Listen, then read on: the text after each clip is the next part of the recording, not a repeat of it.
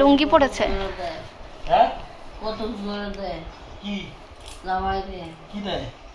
এই খাওয়ান খাও না, আপনি ঠিক হয়ে যান, খাবো তো।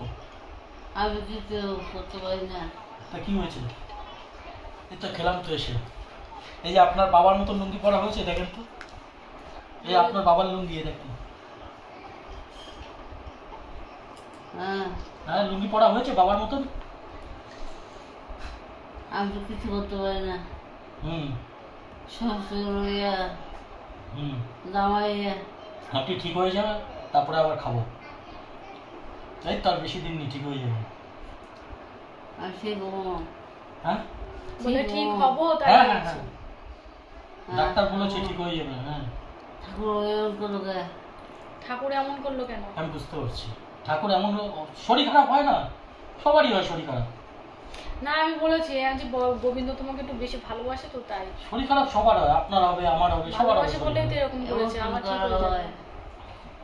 বয়স হয়েছে এমন কি আছে, বয়স হচ্ছে তাই একটু শরীর খারাপ হচ্ছে, আবার ঠিক হয়ে যাবে।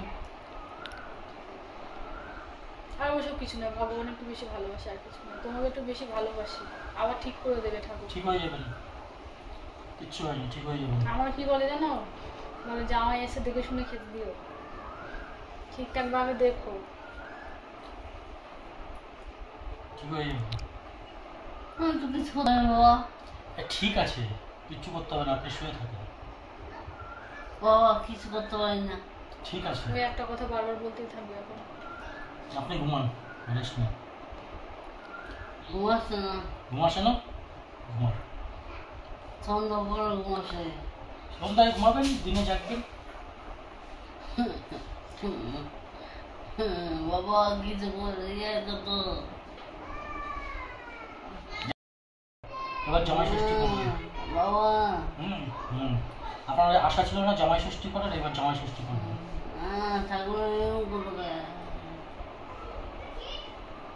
আপনি ঘুমান।